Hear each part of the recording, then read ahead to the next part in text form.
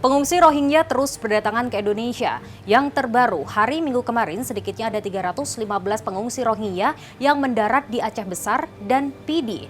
Kedatangan pengungsi Rohingya yang bertubi-tubi memunculkan beragam spekulasi. Benarkah Indonesia menjadi tujuan utama para pengungsi Rohingya? Saya Dana Paramita, kita diskusi.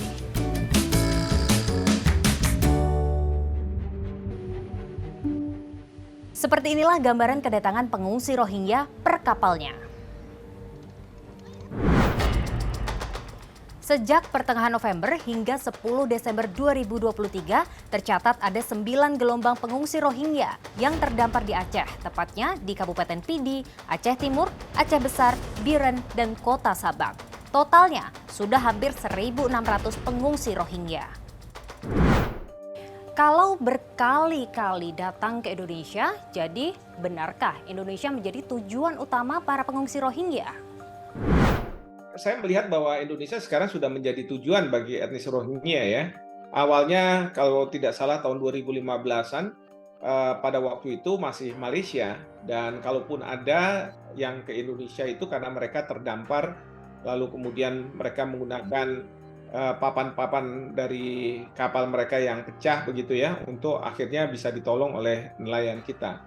Tapi kalau saya melihat fenomena yang sekarang ini terjadi itu dengan kapal-kapal besar, kapal-kapal yang tahan atas ombak, sehingga dugaan kuat saya adalah mereka memang bertujuan datang ke Indonesia, dan ini karena Malaysia sudah menutup, tidak membolehkan lagi etnis Rohingya masuk ke Malaysia karena di sana muncul masalah-masalah sosial dengan warga Malaysia, dan kemudian juga membuat kerepotan-kerepotan bagi pemerintah Malaysia. Sehingga apa? Mereka ini datang ke Indonesia, apalagi difasilitasi oleh yang Bapak Presiden sampaikan, tindak pidana penyelundupan orang.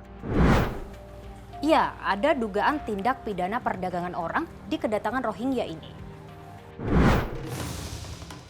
Salah satunya dengan ditangkapnya seorang kapten kapal asing yang diduga menyelundupkan para pengungsi Rohingya ke Indonesia dengan biaya hingga 28 juta rupiah per orang. Presiden Jokowi pun ikut buka suara terkait dugaan TPPO dalam gelombang Rohingya di Aceh. Terdapat dugaan kuat ada keterlibatan jaringan tindak pidana perdagangan orang dalam arus pengungsian ini. Pemerintah Indonesia akan menindak tegas pelaku TPPO, dan bantuan kemanusiaan sementara kepada pengungsi akan diberikan dengan mengutamakan kepentingan masyarakat lokal. Pemerintah Indonesia akan terus berkoordinasi dengan organisasi internasional untuk menangani masalah ini. Menko Polhukam bahkan mengatakan ada pihak internal yang terlibat dalam bisnis perdagangan orang ini.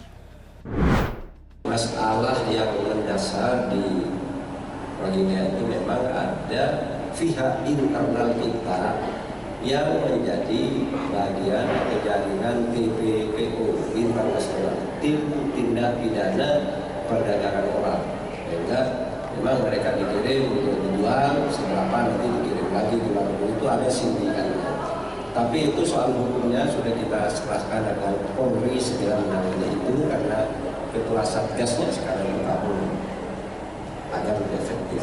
Nah, kita akan menyelesaikan masalah sosial politiknya. Ketidakhadiran pemerintah dalam mengatasi masalah ini membuat nasib pengungsi Rohingya makin tidak jelas. Warga setempat menolak menampung mereka. Orang ini harus pindah. Entah itu terserah kepada orang UNHCR itu, apa mana itu terserah. Pokoknya jangan ada di sini lagi. Lalu, salah nggak sih kalau warga setempat menolak kedatangan pengungsi Rohingya? Tidak salah warga. Ya, karena apa? Mungkin dari pengalaman warga ya sejak 2015, mereka mengalami hal yang buruk. Misalnya saja konflik sosial terjadi. Belum lagi adat istiadat mungkin yang tidak mereka bisa ikuti. Belum lagi mereka akan mengambil pekerjaan-pekerjaan orang setempat.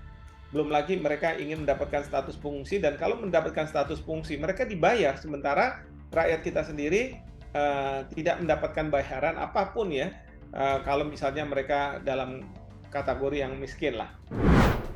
Yang juga ramai di media sosial, aksi nelayan yang tengah menghalau pengungsi Rohingya di tengah Laut Aceh. Seorang nelayan yang terekam dalam video terlihat mengisyaratkan agar kapal pengungsi Rohingya berputar balik.